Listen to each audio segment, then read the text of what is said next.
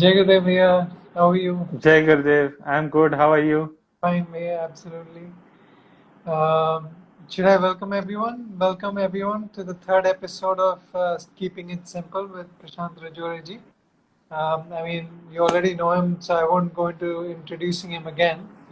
So, Bhaiya, what do you think? Should I start with questions or would you like to? Yes, we can start. Okay, perfect. We can. Okay. Um, so today I got a first question I got was, are there any specific milestones that a disciple reaches by being with the Guru?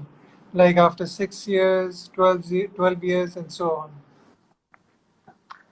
Yeah, in our Gurukul system, when the disciple goes to a guru, he studies for 12 years.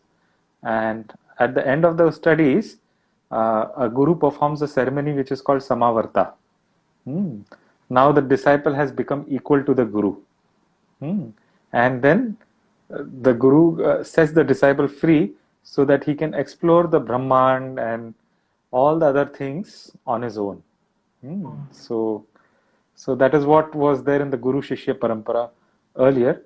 But there is another relationship with a guru you can have, that of a friend, Sakha, which Arjun had with Krishna. He always treated Krishna as his dear friend, and Krishna in turn also treated Arjun like a friend. And in that relationship of a friend, there is only love. There is no enlightenment waiting and there is no knowledge waiting for you. There is only love. And that infinite love, in one aspect, it is complete and yet it is infinite. So it cannot be complete anyhow. Hmm. So it was a very beautiful relation between a guru and Shishya. When you see Arjuna and Krishna relationship, that is of a Sakha, and there is the other type which is of a disciple. And there the guru would perform a ceremony called Samavarta, and then he would make the disciple equal to that of a to him. Thank you, Bhaiya. My next question is, how to get established into the higher self? Yeah, in the Bhakti Sutra also Gurudev was saying, no, this is the thing about stopping. There is no effort. You cannot achieve that with effort. It happens with stopping. And Gurudev says that connection happens through grace. Hmm. The grace and blessings of a guru. Hmm. So it will happen. The more you go into that state that I want to be free of my karmas, or I want to get into that higher state of enlightenment, or whatever you call it, that much further you move away from that state. So, as Gurudev says, just relax, wait in one place, and it will happen. Perfect, great, Bhaiya. Um, so I have the next question I have is, how to bring balance in the energy chakras? See, whatever is happening is in balance only. Sometimes one chakra will be little more active than the other chakra, and that is how it is. You can't say that all should be in harmony and working at the same level all the time. Hmm. So, when we meditate, then whatever is required naturally, it will start happening. When we do meditation, when we do our sadhana, hmm. So it happens naturally, and you don't have to do anything more. Okay. Yeah, a little bit, you can do a Hari Om meditation, which is based on the chakras, and it activates the chakras a little more. Mm. If there is any negativity there, it flips over and becomes the positive. But beyond that, balancing and all that, we need not worry about it because that is the nature of life. The energy going up and down, going through the chakras differently at different moment of time. That is how it is. Sure. Perfect, Bhaiya. Um, I got one more question last week that I couldn't ask you. So the question was, I have been doing my Kriya once a day, but I have heard that one should meditate thrice daily, before breakfast, lunch, and dinner. So how much time should we commit to sadhana? What practices should we do each time apart from Kriya? Yeah, apart from Kriya, if you can meditate twice a day, it is good enough. But if you have time, 3 times a day is also okay, but not more than that, because the purpose of all this sadhana is that you are able to live life more hmm, in a harmonious way, balanced way. So if you're spending time only on sadhana, then life is not happening. Sadhana is preparation for life. The real life is outside. So you can't keep on preparing for things and not do things, isn't it? So little bit purusharth and little bit of work and seva and all that is also required.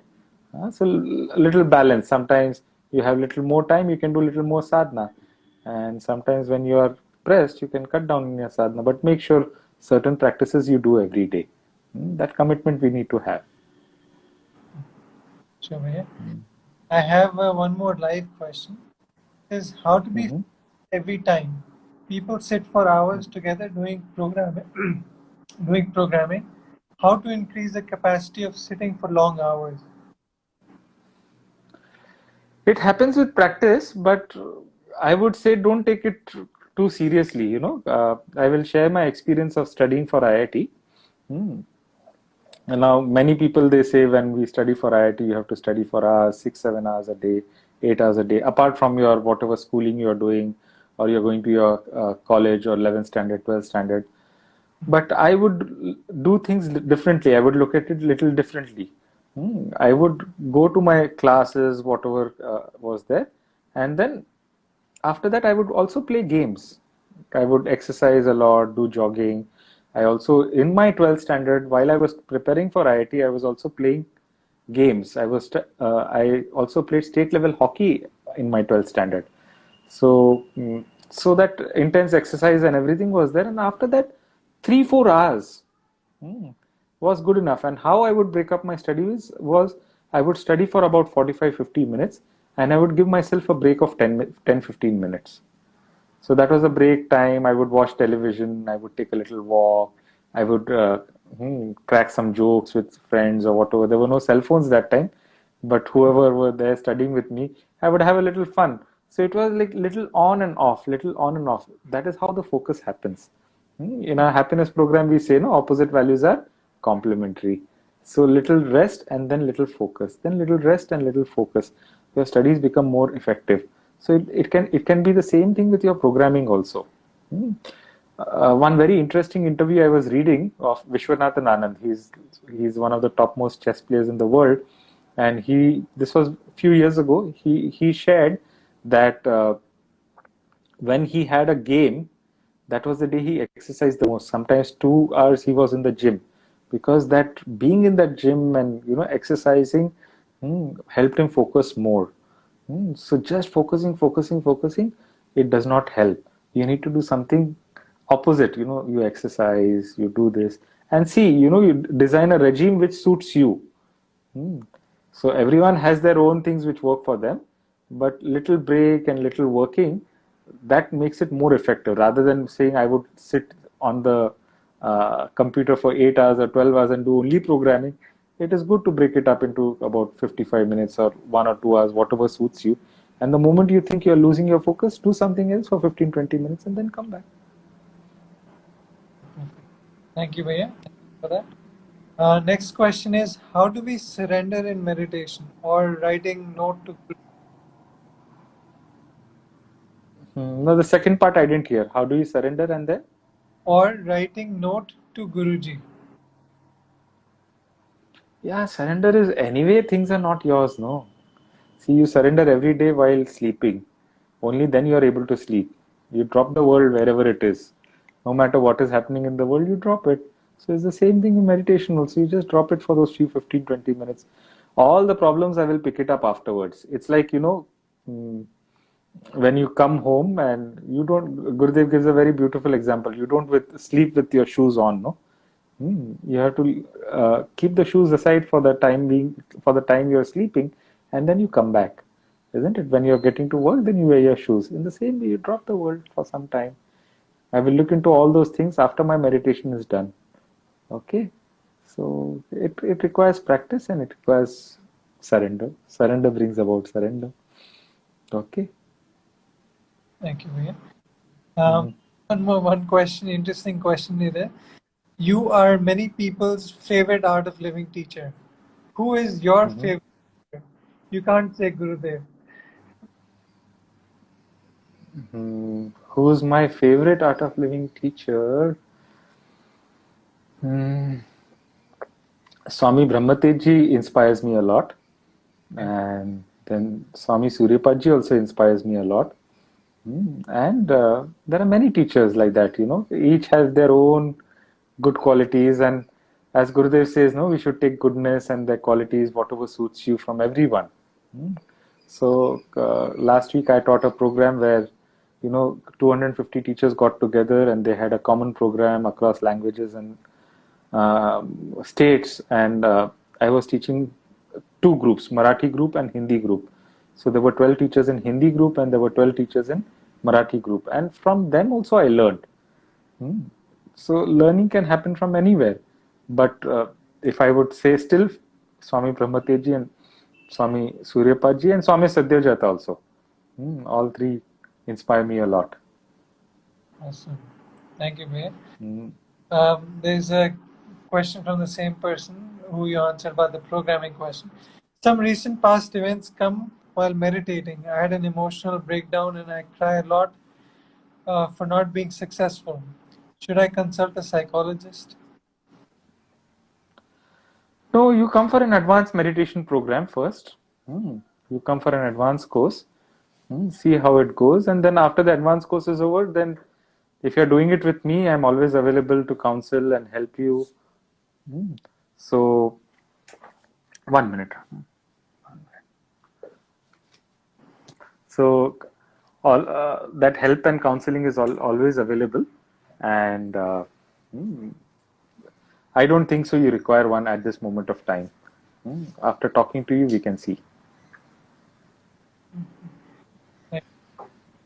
Do you have time for more questions, Bhaiya?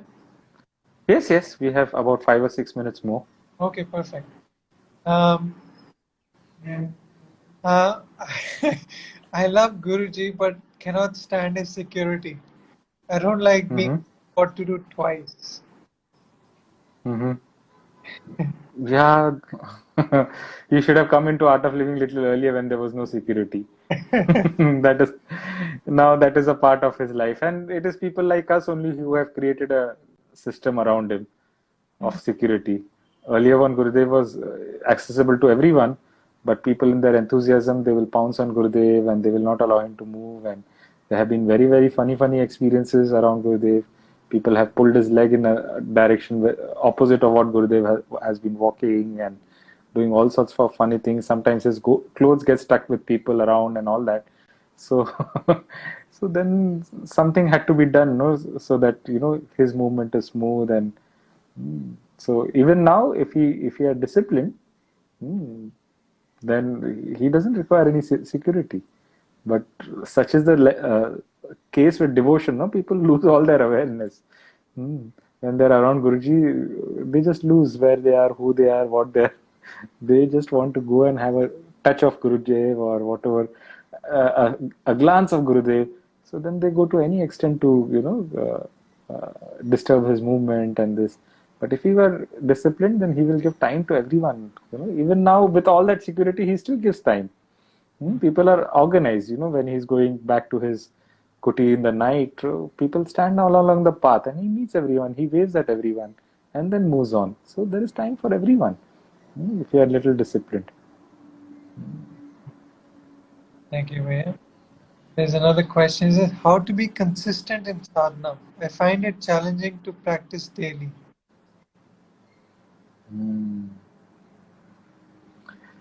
My one of the advanced courses which I participated in long time back, the teacher told me that the day you miss your sadhana, you miss your food also.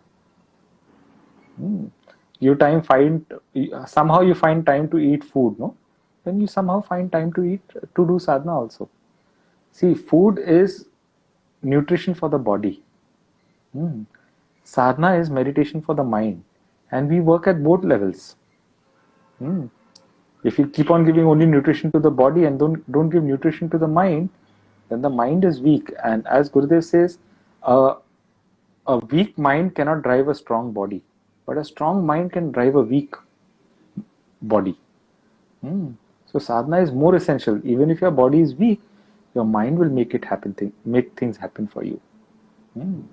So it's okay if you miss your food, but give that priority to sadhana. That is more important.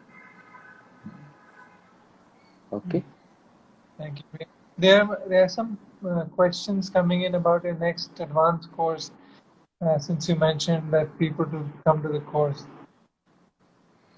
Yeah, my next advanced course is this weekend, 5th, 6th, 7th of June, and I will post the details on Instagram here also and on my Facebook page also. So both places the details and the registration links will be available. You can register and be a part of this. Okay, and I'll be posting for 2 courses this week and next week also. I have a course, 12 to 14 June, and I have taken a decision that I will teach an advanced course every week till the time people stop coming to my courses.